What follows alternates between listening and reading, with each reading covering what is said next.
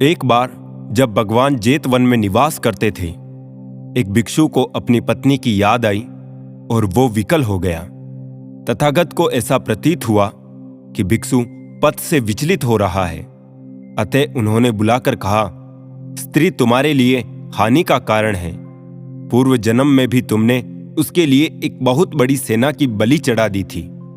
भिक्षु के पूछने पर भगवान ने पूर्व जन्म की एक कथा सुनाते हुए कहा, पूर्व काल में जब काशी में ब्रह्मदत्त राज्य करता था, बोधिसत्व का जन्म एक ग्रामीण ब्राह्मण के परिवार में हुआ। बड़े होने पर उन्होंने तक्षशिला में जाकर विद्याधन किया और फिर संन्यास लेकर हिमालय पर्वत पर जाकर तप और ध्यान में मग्न हो गए। उस समय 33 कोटि देवी देवताओं के स्वर्ग में एक आत्मा का पतन हुआ और उसने एक सरोवर के बीच में एक कमल के भीतर कन्या के रूप में जन्म लिया। बोधिसत्व प्रतिदिन उस सरोवर में स्नान करने जाते थे। उन्होंने देखा कि अन्य सब कमल मुरझाकर झड़ जाते हैं, परंतु एक नित्य बढ़ता ही रहता है। उन्होंने कौतूहलवश उसके पास जाकर देखा तो उसमें एक परम रूपवती कन्या दिखाई दी। बोधिसत्व उसे अपनी कुटिया में ले आए और पुत्री की भांति उसका पालन करने लगी। इंद्र ने देखा कि बोधिसत्व को कन्या के पालने में कष्ट होता होगा, अतः वो उनके समीप आकर बोले, भगवान, मुझे क्या आदेश है?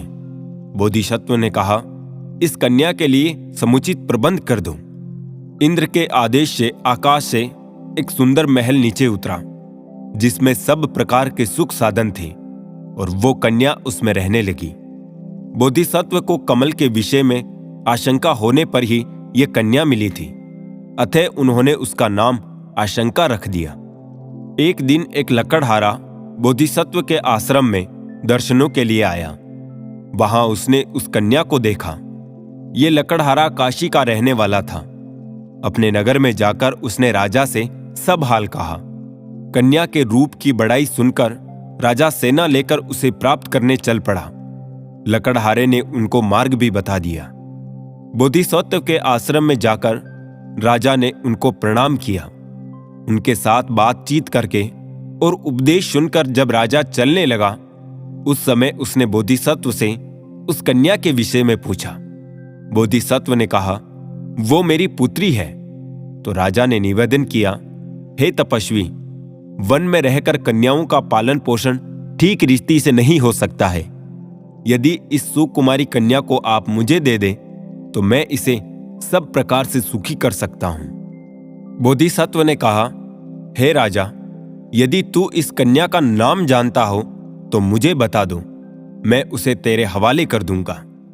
राजा ने मंत्रियों की सलाह से सुंदर सुंदर नामों की सूचियां प्रस्तुत की, परंतु बोधिसत्व ने सबको ये नहीं है कहकर अमान्य कर दिया।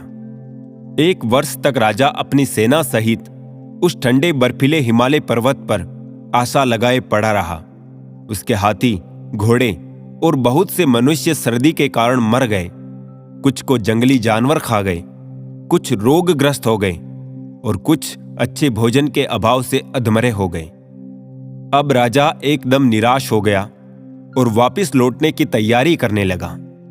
वो महल के नीचे इसलिए टहल रहा था कि यदि वो लड़की खिड़की से झांके तो उसे अपने लौट जाने की बात बता दे। हुआ भी ऐसा ही। जब लड़की खिड़की पर आई तो उसने अपनी यात्रा की बात उससे कही। उस समय उस लड़की ने ऊपर ही गाथा सुनाई, जिसे सुनकर वो फिर 1 वर्ष के लिए ठहर गया। नंदन कानन में आशावती नामक लता है, जिसमें 1000 वर्ष के पश्चात फल लगते हैं। देवता उन फलों के लिए धैर्यपूर्वक प्रतीक्षा करते हैं। हे राजा, आशा रख, आशा का फल मधुर होता है। एक पक्षी आशा लगाए रहता है और कभी पराजय स्वीकार नहीं करता। अभिप्सित चाहे कितनी ही दूर हो, परंतु अंत में उसे विजय अवश्य मिलती है। हे राजा, आशा रख, आशा का फल मधुर होता है।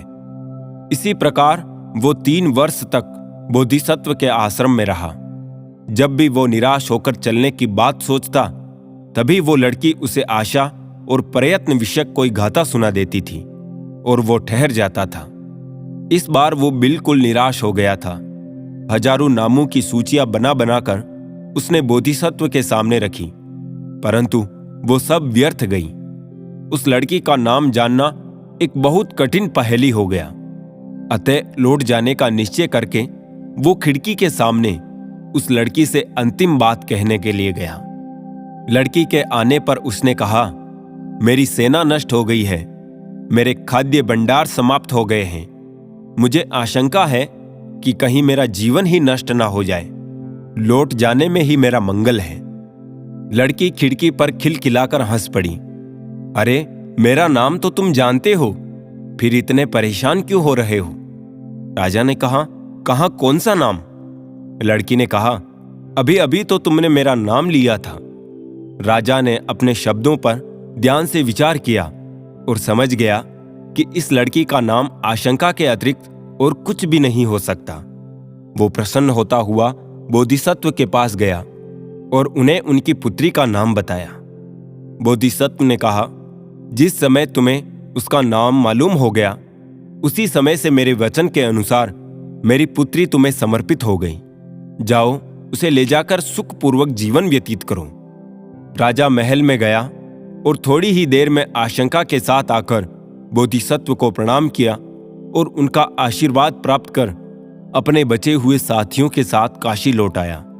उसे आशा का फल मिल चुका था। एक समय महात्मा बुद्ध को शहर के एक व्यापारी ने अपने घर भोजन के लिए आमंत्रित किया। बुद्ध जब उनके घर पहुंचे तो व्यापारी के पड़ोस के बहुत से लोग बुद्ध से भेंट के लिए आए थे।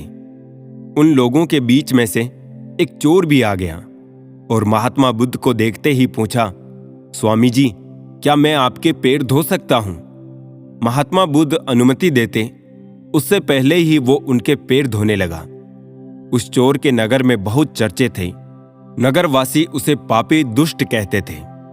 जब वो चोर महात्मा बुद्ध के चरण धो रहा था तो वहां आए लोगों ने मन ही मन सोचा कि महात्मा बुद्ध उस चोर को अभी दूर हटने को कह देंगे, लेकिन ऐसा नहीं हुआ।